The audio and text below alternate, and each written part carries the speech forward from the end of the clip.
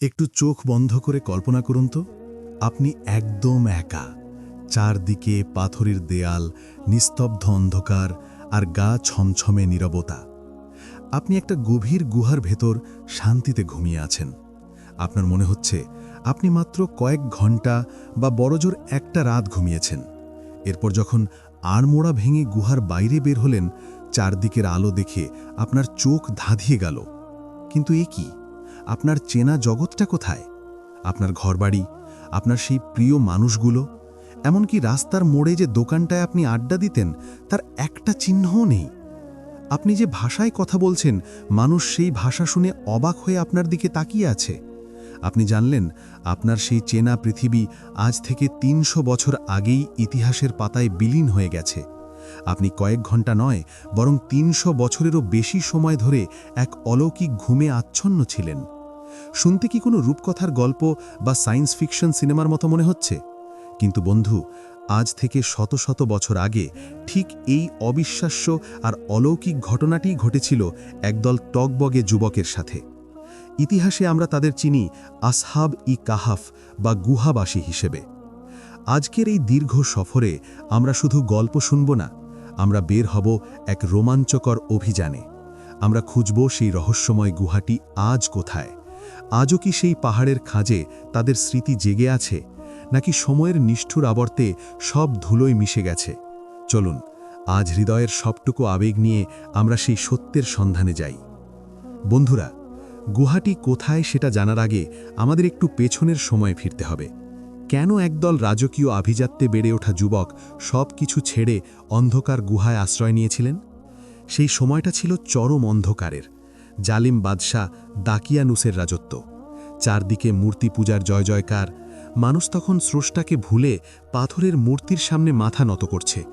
কিন্তু সেই পঙ্কিলতার মধ্যেও কয়েকটা হৃদয় ছিল একদম পরিষ্কার। একদল যুবক যাদের রক্তে ছিল তারুণ্যের তেজ আর হৃদয়ে ছিল এক আল্লাহর প্রতি অগাধ বিশ্বাস। তারা বুক ফুলিয়ে রাজদরবারে দাঁড়িয়ে ঘোষণা করেছিলেন, আমাদের রব তো তিনি, যিনি আসমান ও জমিনের প্রতিপালক। তাকে ছাড়া আমরা আর কাউকে ডাকব না। একবার ভাবুন তো, তৎকালীন ক্ষমতাবান সম্রাটের সামনে দাঁড়িয়ে এই কথা বলা কতটা সাহসের ব্যাপার ছিল। আল্লাহ তাআলা পবিত্র কুরআনুল কারীমের সূরা আল কাহাফের ১৩ নম্বর আয়াতে তাদের কথা কতটা মায়া দিয়ে বলেছেন দেখুন। আমরা তোমার কাছে তাদের সংবাদ সঠিকভাবে বর্ণনা করছি। নিশ্চয়ই তারা ছিল কয়েকজন যুবক যারা তাদের রবের প্রতি ঈমান এনেছিল, এবং আমি তাদের হিদায়াত বাড়িয়ে দিয়েছিলাম। যখন রাষ্ট্র তাদের ঈমান কেড়ে নিতে চাইল, যখন তলোয়ারের ভয় দেখিয়ে তাদের বাধ্য করতে চাইল শিরক করতে, তখন তারা কি করলেন? তারা কি আপোষ করেছিলেন? না। তারা নরম বিছানা, সুস্বাদু খাবার আর প্রাসাদের আভিজাত্যকে লাথি মেরে বের হয়ে এলেন। তারা বেছে নিলেন এক জনমানবহীন পাহাড়ের অন্ধকার গুহার শীতল পাথরকে। কি অসামান্য সেই ত্যাগ! আজ আমি নিজেকে আর আপনাকে একটা প্রশ্ন করতে চাই। আমরা কি আজ আমাদের সামান্য মোবাইল ফোন, সোশ্যাল মিডিয়া বা একটু আরাম আয়েশ আল্লাহর জন্য ছাড়তে প্রস্তুত?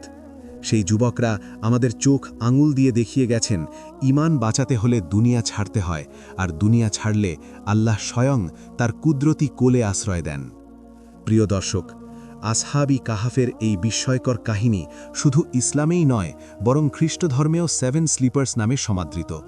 তবে কয়েক শতাব্দী ধরে একটা প্রশ্ন ইতিহাসবিদ, প্রত্নতাত্ত্বিক আর ধর্মতত্ত্ববিদদের ঘুমে ব্যাঘাত ঘটিয়েছে। কোথায় সেই গুহা? মানচিত্রের কোথায় আঙ্গুল রাখলে আমরা সেই পবিত্র ভূমির দেখা পাব? এই প্রশ্নের উত্তর খুঁজতে গিয়ে আমরা বর্তমানে প্রধানত 3টি দাবিদার স্থানের নাম পাই। চলুন আমরা একে একে সেই স্থানগুলো ঘুরে আসি এবং যুক্তিগুলো মিলিয়ে দেখি।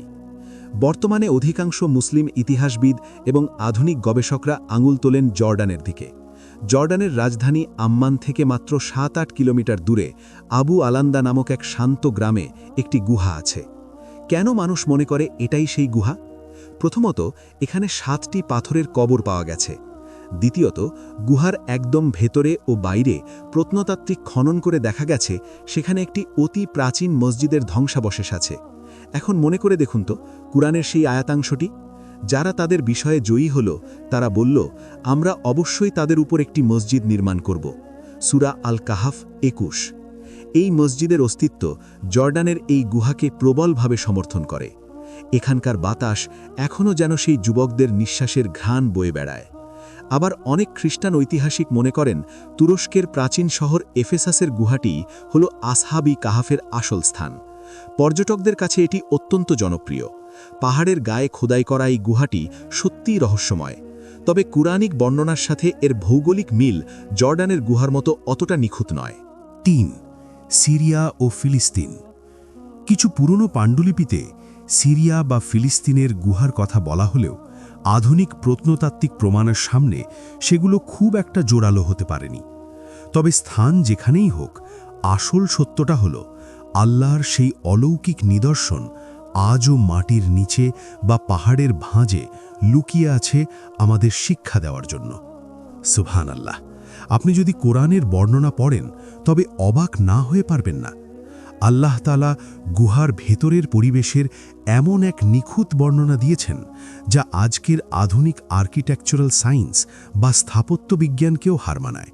আল্লাহ বলছেন, তুমি সূর্যকে দেখবে যখন তা উদিত হয় তাদের গুহা থেকে ডান দিকে হেলে যায়, এবং যখন তা অস্ত যায় তখন তাদের থেকে বাম পাশ দিয়ে কেটে যায়।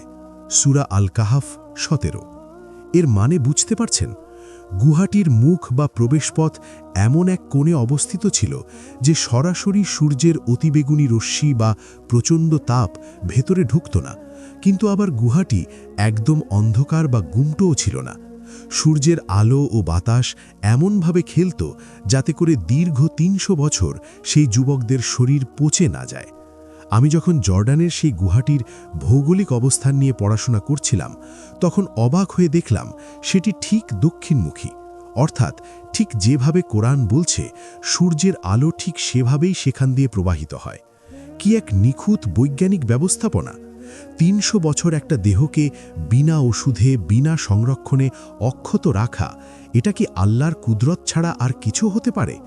প্রিয় ভাই ও বোনেরা, আমরা হয়তো কোনো একদিন পর্যটক হিসেবে সেই গুহায় গিয়ে সেলফি তুলব, ভিডিও করব, আর ইতিহাস পড়ে বলবো, বাহ কি দারুণ! কিন্তু একটু বুক দিয়ে ভাবুন তো, এই কাহিনী কি কেবল ভ্রমণের জন্য? না, মোটেও না। আসহাব ই কাহাফ আমাদের শিখিয়ে দিয়ে গেছেন যে পুরো পৃথিবী যদি একদিকে চলে যায় আর সত্য যদি অন্যদিকে একা থাকে, তবে আপনার উচিত সেই সত্যের পথেই পাহাড়ের মতো অটল থাকা। তারা যখন সব হারিয়ে আত্মীয় স্বজন ছেড়ে গুহায় আশ্রয় নিয়েছিলেন, তখন তাদের কাছে কোনো ব্যাংক ব্যালেন্স ছিল না, কোনো রাজকীয় প্রোটেকশন ছিল না। তাদের ছিল শুধু একটা জিনিস, আল্লাহর রহমতের ওপর ইস্পাত কঠিন ভরসা। আমরা আজ সামান্য চাকরিতে প্রমোশন না পেলে বা একটু ব্যবসায় লস করলে হতাশ হয়ে যাই, ডিপ্রেশনে ভুগে আত্মহত্যার কথা ভাবি। একবার ভাবুন তো সেই যুবকদের কথা, যাদের কোনো সেনাদল ছিল না, শুধু ছিল হৃদয়ে আল্লাহর নাম। আল্লাহ তাদের জন্য এমন এক মিরাকেল ঘটালেন যা কেয়ামত পর্যন্ত মানুষ মনে রাখবে। আল্লাহ তাদের ৩০০ বছর ঘুম পাড়িয়ে রেখেছিলেন শুধু এটা বোঝাতে যে তিনি চাইলে মৃত্যুকেও হার মানাতে পারেন, তিনি চাইলে সময়কে থামিয়ে দিতে পারেন। আপনি যদি আল্লাহর ওপর ভরসা করেন, তবে আপনার জীবনের ঘোর অন্ধকার গুহাতেও তিনি রহমতের আলো জ্বালিয়ে দেবেন। আসহাব ই কাহাফের গুহাটি হয়তো জর্ডানে, না হয় তুরস্কে, কিন্তু আমাদের প্রত্যেকের জীবনেই এক একটা কাহাফ বা অন্ধকার গুহা আছে। কখনো সেটা অভাবের, কখনো একাকিত্বের, আবার কখনো বা হতাশার। মনে রাখবেন, আসল কাহাফ হল আল্লাহর রহমত। আপনি পৃথিবীর যে প্রান্তেই থাকুন না কেন, আপনার ঈমান যদি মজবুত থাকে, তবে আল্লাহ আপনার জন্য পথ বের করে দেবেনই। আসুন আমরা সবাই মিলে আজ সেই দোয়াটি একবার পড়ি, যা সেই যুবকরা গুহার ভেতরে ঢোকার সময় করেছিলেন। হে আমাদের পালনকর্তা, আমাদেরকে আপনার পক্ষ থেকে রহমত দান করুন এবং আমাদের জন্য আমাদের কাজ সঠিকভাবে পরিচালনার ব্যবস্থা করুন।